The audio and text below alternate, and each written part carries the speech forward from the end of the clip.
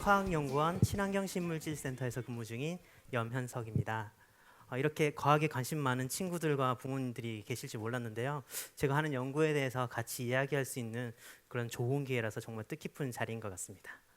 저는 오늘 여러분들께 농약에 관해서 말씀드리려고 합니다. 여러분들은 혹시 농약이 약이라고 생각하세요? 독이라고 생각하세요? 독인가요? 약인가요? 이 강연이 끝날 때쯤 제가 한 번 더 여쭙겠습니다. 독인지 약인지. 여러분 농약하면 어떤 단어들이 떠오르세요? 어떤 거 떠오르세요? 네, 네, 제초제도 들리는 것 같고 살충, 많이들 아시는데요, 진짜. 네, 저도 궁금해서 검색창에 농약이라고 한번 쳐봤어요. 어떤 것들이 나오는지 보니까 농약이라고 치니까 그라목손, 뭐 농약 먹으면이라는 단어들이 나오는데 혹시 그라목손이 뭔지 아시는 분 계세요? 그라목손이 뭐예요? 진짜 많은 걸 아시네요. 예, 맞습니다. 그라목손 굉장히 유명한 제초제고요. 효과가 빠르고 좋아서 예전에는 굉장히 많이 사용했는데 이게 자살 이런 데 안 좋은 데 많이 사용되다 보니까 지금은 우리나라에서 살 수도 없고 판매도 되지 않는 그런 제초제입니다. 그다음에 또 농약 먹으면 점점점 이런 검색어도 있더라고요. 이게 관심 많으신 분들이 굉장히 많았던 것 같아요. 또 최근에 농약 관련한 기사들 좀 찾아봤더니 몇 가지가 눈에 띄던데요. 여기 계시는 부모님들, 뭐 대학생 친구들 좋아하는 수입 맥주에서 그 제초제 성분이 나왔다고 해서 한창 좀 시끌시끌했었죠. 다행히 뭐 큰 문제는 없었는데 어쨌든 여러분들이 맥주 한 잔 마시는데 농약 걱정해야 되고 좀 서글픈 사건이었던 것 같습니다. 또 보면 뭐 살충제 계란은 워낙 유명했었고 이때 계란값 폭등 때문에 여러분도 계란 먹기 힘들었었고 저도 자주 가는 식당에 계란말이가 밑반찬으로 안 나와서 되게 슬펐습니다 그때는. 그다음에 농약 사이다 사건도 있었어요. 저기 경북 상주에 그 농약이 탄 사이다를 할머니들이 드시는 바람에 중태에 빠져서 좀 안타까운 사건들이 있었죠. 이렇게 기사들을 좀 찾아보다 보니까 사실 농약에 대해서 좋은 이야기들보다는 좀 안 좋은 것들이 굉장히 많더라고요. 이렇게 나오니까 아마도 대부분의 여러분들이 농약하면 좀 안 좋은 생각을 많이 하시게 되는 것 같습니다. 그럼 정말 농약의 정의는 어떤 걸까요?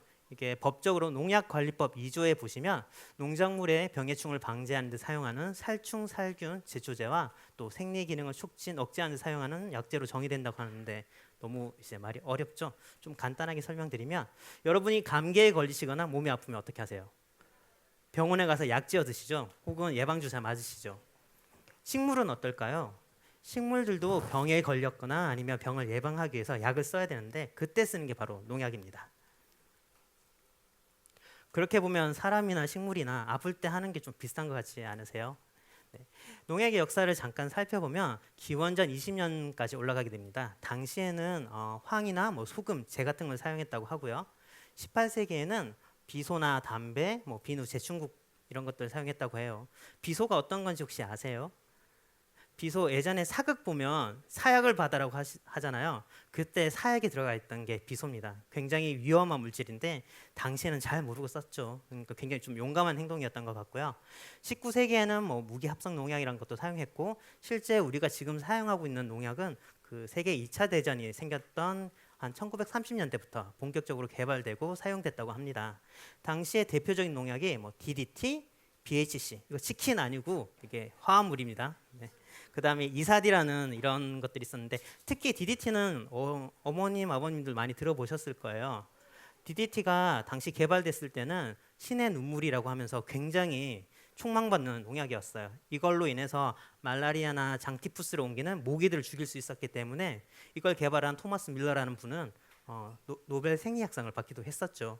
근데 이후에 뭐 생물 축적이니 이런 것들로 부작용이 많이 알려지면서 지금은 거의 사용하지 않고 있고요. 일부 아프리카 같은 이제 말라리아가 아직 많이 발생하는 국가에서는 아직도 DDT를 좀 사용하고 있다고는 합니다. 그래서 현재까지 농약의 원재라고 하는 농약을 개발된 개수를 보면 600개가 개발되었어요. 굉장히 많은 숫자가 되었고 이런 원재를 우리나라에서 수입해 와서 제품으로 만들면 3,000개가 넘는 엄청나게 많은 농약 제품이 현재 우리나라에 등록되어 있고 또 사용되고 있습니다. 그럼 왜 우리가 농약을 계속 필요로 할까요? 여러 가지 이유가 있겠지만 지금 보시는 것처럼 농작물을 재배할 수 있는 경지 면적이 증가하는 속도보다 세계 인구가 증가하는 속도가 훨씬 빠른 거예요. 게다가 또 한 연구에 따르면 여기까지가 현재 수확할 수 있는 우리 농작물의 수량에서 농약을 사용하지 않을 경우에는 약 40% 정도까지 수량이 감소할 수 있다고 해요. 결국은 제한된 면적에서 농작물의 수량까지 감소해버리면 결국 우리는 좀 심각한 식량 문제를 겪게 되겠죠. 감사합니다. 조금 더 직접적인 예시를 들어볼까요? 여기 계시는 분들이 사과 농장의 주인이라고 생각 한번 해보세요. 사과를 심은 첫 해에 날씨가 너무 좋고 병해충도 안 생겨서 가만히 있었는데 풍년인 거예요. 그러면서 여러분은 이제 이렇게 생각하시겠죠. 나는 사과 천재가 아닌가라고 생각하셨을 거예요. 그런데 그 다음에는 비도 많이 오고 또 날씨도 더워지면서 여러 가지 병해충이 많이 생긴 거예요. 그렇게 해마다 병해충이 생기고 그럼 사과 수량도 감소하고 달려있는 사과도 뭐 벌레가 먹거나 병에 걸려서 밖에 내다 팔 수 없는 그런 멘붕 상태가 되는 거죠. 실제 사과밭에서 발생할 수 있는 해충과 병균의 숫자를 좀 세어보니까 해충만 해도 무려 14종이나 발생할 수 있고 사과밭에 발생할 수 있는 세균병은 무려 12종이나 되더라고요. 만약에 약을 사용하지 않고 이 어려운 역경을 거쳐서 사과가 얻어졌다고 생각하면 얼마나 귀하고 비쌀까요? 아마 금배추, 금징어가 아니라 이제 금사과라고 불러야 될지도 모르죠. 이렇게 농약을 사용함으로 해서 저희가 상품성도 올릴 수 있지만 또 수량도 올림으로 해서 여러분들이 적당한 가격에 맛있는 과일들을 드실 수 있게 도와주는 게 바로 농약입니다. 그럼 농약의 종류에는 어떤 게 있을까요? 이거 알아두시면 굉장히 유용한 정보니까 기억해 주시면 좋을 것 같아요. 농약은 용도를 쉽게 식별할 수 있기 위해서 뚜껑의 색깔로 구분할 수 있습니다. 쉽게.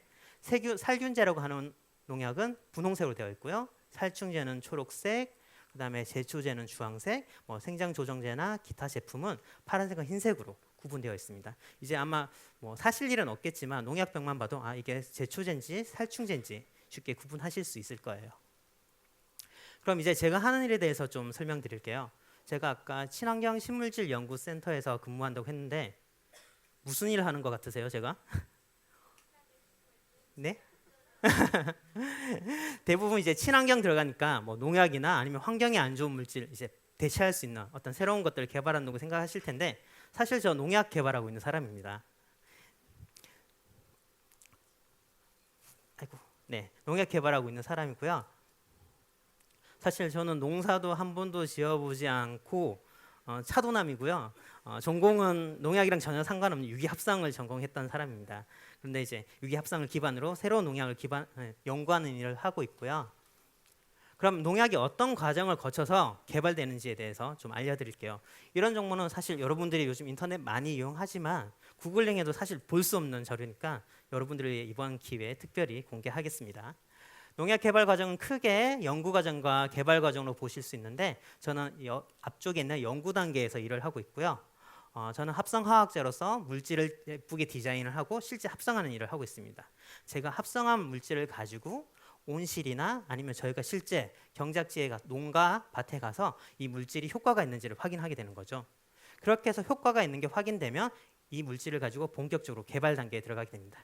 개발 단계에서는 조금 더 많은 일을 하게 되는데 우리나라뿐만이 아니라 해외에서도 이 물질이 효과가 똑같이 나타나는지 확인하게 되고 제일 중요한 것은 이 개발된 물질이 사람과 동물에게 정말 독성이 없는지 또 이 물질이 환경에 노출되었을 때 물이나 토양에 닿았을 때 환경 오염을 일으키진 않는지 혹은 토양이나 물에 살고 있는 미생물에게 나쁜 영향을 미치지 않는지에 대해서 수년간 아주 정밀하게 검사를 받게 됩니다.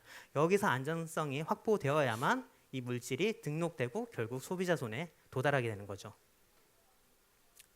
이런 과정을 거쳐서 현재 우리나라에서 개발된 농약이 총 7가지가 있고요. 그중에 제가 속해 있는 화학연구원에서 4가지나 개발했습니다. 대단하지 않습니까? 이때 좀 파도 좀 타주셔야 되는 거 아닌가요? 2분 남았습니다. 감사합니다.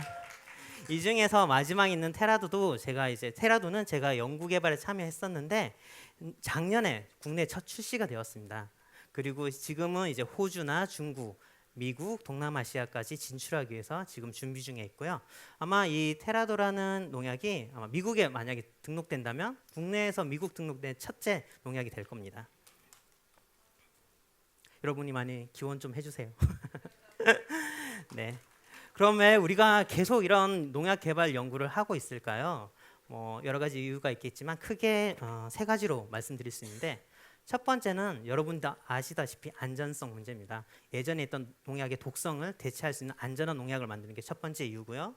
두 번째는 꿀벌 독성이라고 해서 꿀벌과 같이 이제 자연의 이로운 해충들에게 영향을 미치지 않는 그런 농약이 필요하고요. 마지막으로 슈퍼박테리아라고 들어보셨죠? 항생제의 내성이 있는 박테리아처럼 농약도 많이 치다 보면은 이런 세균이나 해충, 잡초가 저항성을 가지게 돼요. 이런 저항성이 있으면 더 많은 농약을 쳐야 되고 결국 좋지 않게 되겠죠. 이런 저항성 문제를 해결하기 위해서 새로운 농약에 대한 개발이 필요합니다. 좀 더 우리나라의 실정에 맞춰서 얘기 드려보면 우리나라에서 사용하고 있는 농약의 원재의 97%가 사실 해외로부터 수입만 하고 있어요. 그 중에 보시면 일본에서 무려 30%나 차지하죠. 최근에 반도체 디스플레이 소재 때문에 일본과 우리 무역 전쟁 중이잖아요. 그런 것처럼 여러분들도 이제 원천 기술을 가져야만 우리가 힘이 있겠구나 많이 느끼셨을 것 같아요.